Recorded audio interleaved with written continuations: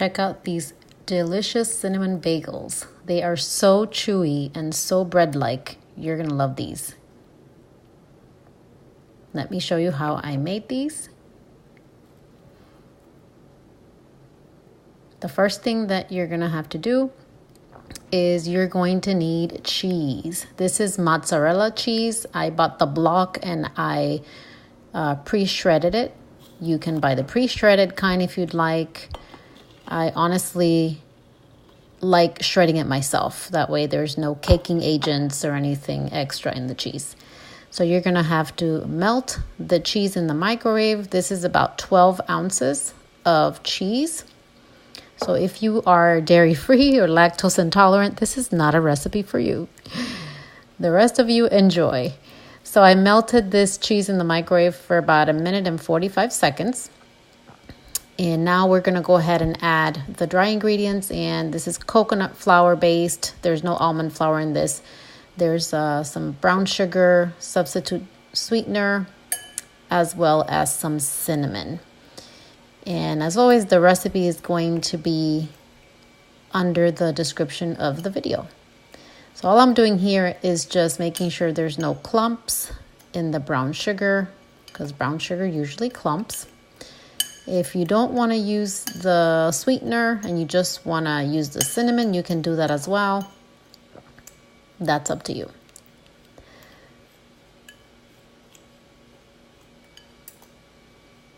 Okay, so we're going to go ahead and add the dry ingredients straight into the melted cheese. And I add the dry ingredients first so that it kind of cools off the cheese a little bit before we add the eggs, because we're going to be adding 2 eggs. And we don't want the eggs to scramble right away. And we're also going to be adding some yeast. And this is just for a little bit of a flavor.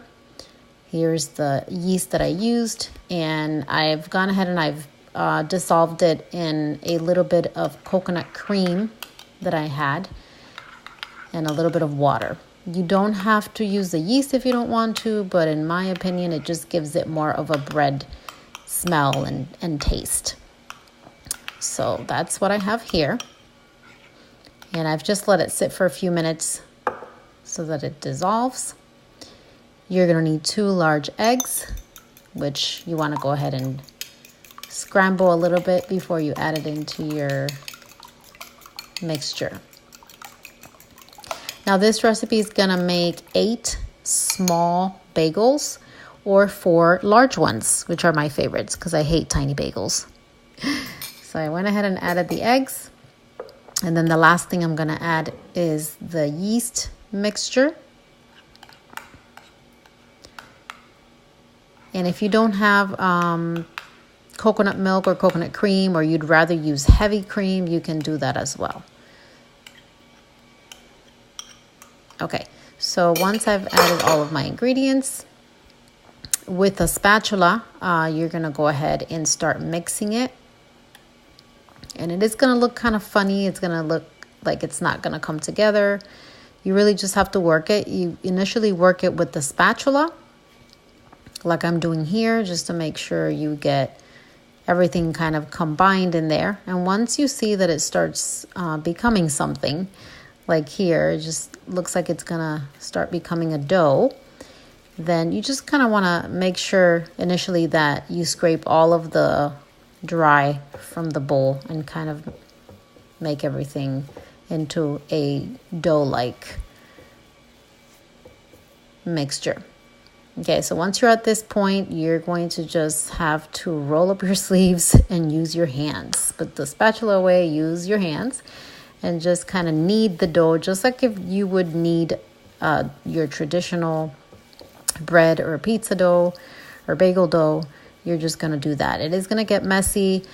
You may want to put a little bit of water on your hands, and that helps to put this dough together and so it doesn't stick that much to your hands. But honestly, if you've ever made any kind of bread or kneaded any kind of bread, this is just the best thing. At least it is for me. I enjoy it.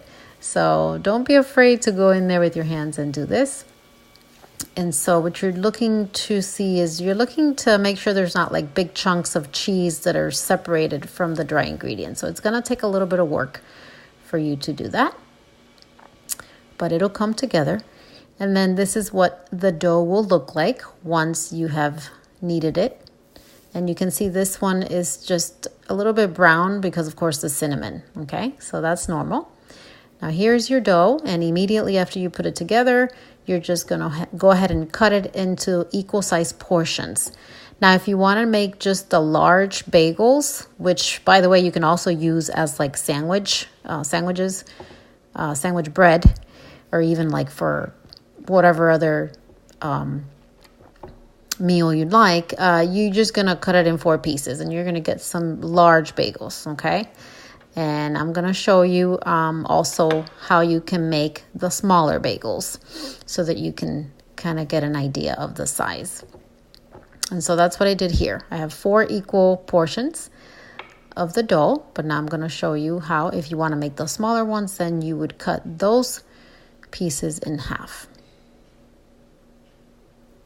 And now I'm just going to show you how you're going to shape your bagel. And again, it'll help if your hands are a little bit damp, a little bit of water, so that it doesn't stick that much.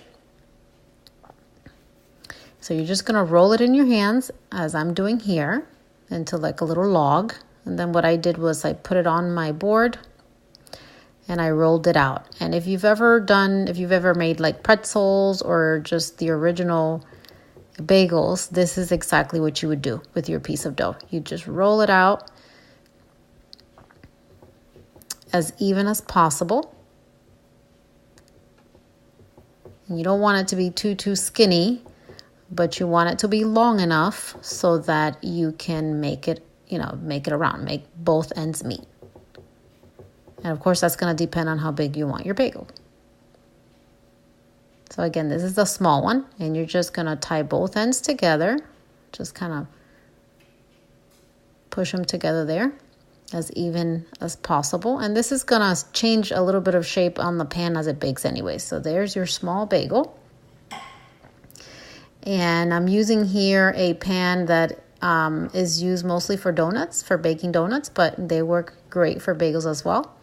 So you're just going to set it in your pan and put it aside. Now I'm going to show you how I make the big one, the big bagel, the ones I like. And you know, guys, as you're watching me do shape the big one, I did initially try this recipe and I added some raisins, some dried raisins. Now I know raisins are not low carb. There is a lot of sugar in them. If you want to add raisins, you don't really need a lot. What I did was I chopped them up into very small pieces, and then I just added it to the dough as I was kneading it. And so you do get a little bit of the taste of the raisins when you eat the bagel, but it's not a whole lot. So it's up to you if you want to do that. Those are my favorite flavor of bagels, always cinnamon raisin. So that's why I did that. So I didn't do that with this dough, but you can definitely do it if you'd like, or just leave it out like I did here. So here's my big bagel, my humongous bagel. That was my breakfast the next day. And so since these are big and the pan that I was using is smaller, what I did was I put the bigger ones on just a regular loaf pan. And I have a silicone mat on it, but you can also use parchment paper if you'd like. And I know this is super easy. You guys are going to do great. I'm just showing you one more time how to shape the bagel. Now, I thought of cinnamon because it's just that I really like cinnamon. I really do love cinnamon in everything. But I'm sure that you guys can use this recipe and make it your own and do different things, like blueberries, for example. Blueberries would be really nice. I know they sell them dried, just like, or dehydrated, just like the raisins. So you can try that as well, or even fresh blueberries. So what I'm doing here is before I put these in the oven, and by the way, the oven has to be preheated to 350 degrees. All I'm doing is I am brushing the tops of the bagels with a little bit of oil. You can do butter if you'd like. I didn't have any butter, could you believe it? But I did have olive oil, so that's fine. I did that. And then I just coated them into a little bit more cinnamon and a little bit more of that brown sugar substitute. This is extra if you want just more cinnamon flavor.